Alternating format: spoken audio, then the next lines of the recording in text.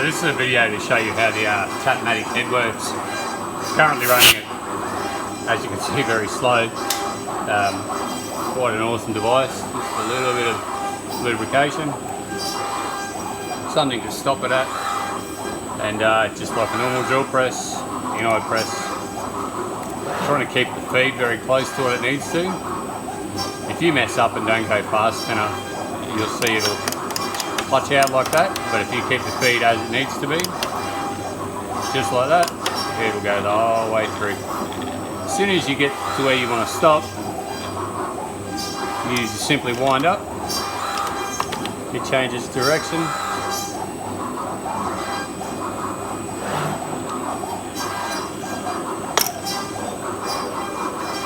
there we go, perfect.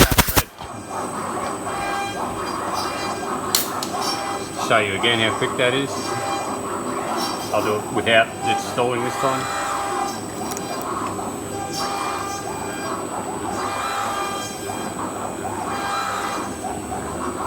It'll automatically drag the head down to the right height as long as you keep it pretty close to where it needs to be. The whole way through, reverse up.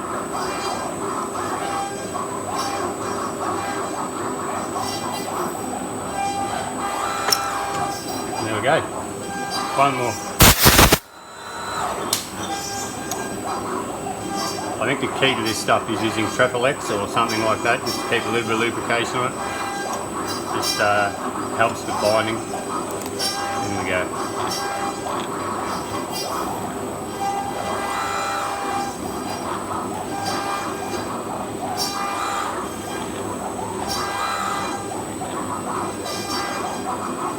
So the right size hole, the right size tap, perfectly square as it's in the drill press.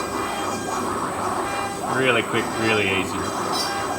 Worth their weight in gold.